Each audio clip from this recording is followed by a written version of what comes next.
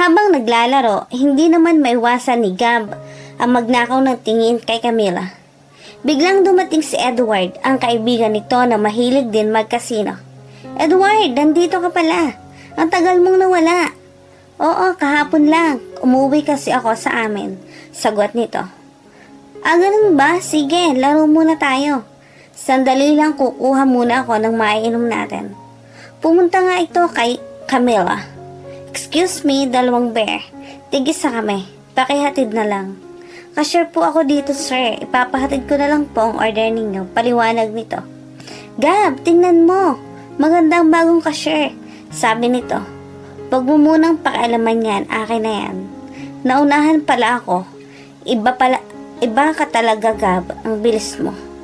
Gab, uuwi na ako. Baka hinahanap na ako sa bahay. Inaantok na rin kasi ako.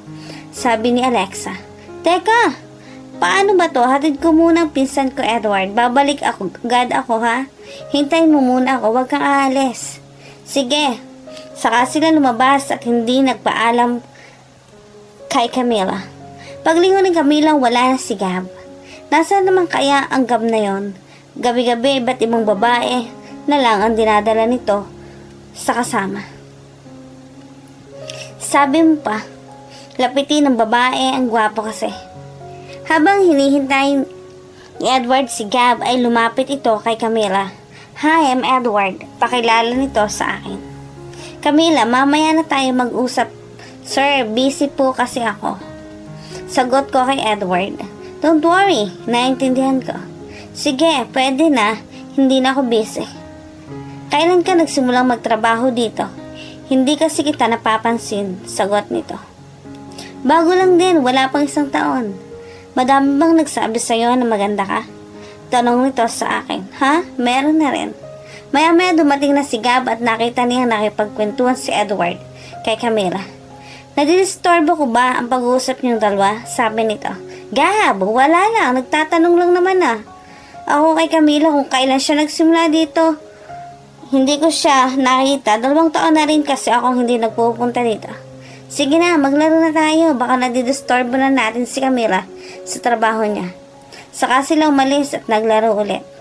Ang ganda, 2 lalaking ubod ng gwapo ang lumapit sa kaibigan ko. Pangasar ng kasama ko. Ano ka ba, Erica? Nakikipag-usap lang yung tao, no? Siyempre, kakausapin ko kasi customers sila dito. Yun lang naman, paliwanag nito.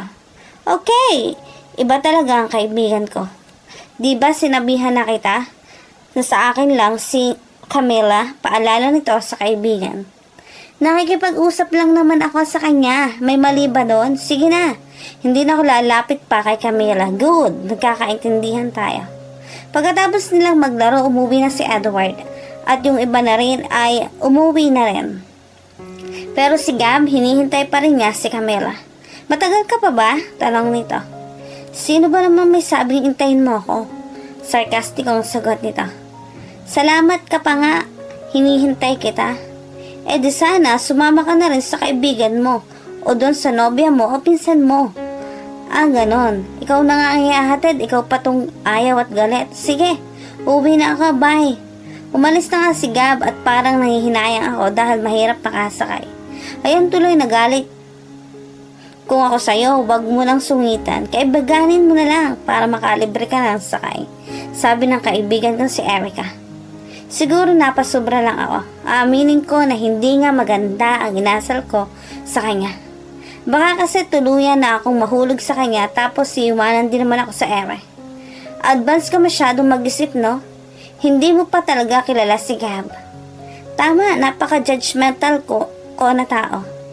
Natatakot lang kasi ako na makita na naman ng mga babaeng naghahabol sa kanya. Lahat ba? Malay mo, ayaw niya. Sa babaeng yun kasi ikaw pakipot tapos hard to get. Baka yung nagustuhan niya sa'yo. Siguro, tara na, uwi na tayo. Ako ay may sundo. Ang aking nobyo. Ikaw, paano ka ngayon? Sabay ka na lang sa amin. Wag na, kaya ko pa namang maglakad. O baka may sasakyang dadaan dito. O sige, alis na kami. Mag-iingat ka.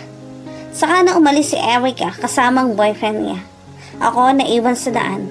Perk sa hindi pa kalayuan, nakita ko ang sasakyan ni Gab. Nagpapaandar ito. Halika na nga, huwag kang matigas dyan. Sakay ka na lang. Mahirap na, baka mapano ka pa. Sige na nga, pumayag na rin ako dahil delikado din ang daan. At mahirap na, baka may lolo-loko. Kanina, ano pinag-usapan niya ni Edward? Wala, tinanong lang niya sa akin kung kailan daw ako nagtrabaho sa kasino dahil hindi niya daw ako nakita. Mukhang interesado din pala sa iyo si Edward. Kayo ng nobya mo, bakit nag-aaway kayo kanina? Tanong ko sa kanya. Bakit? Selos ka, no? Hindi ko siya nobya.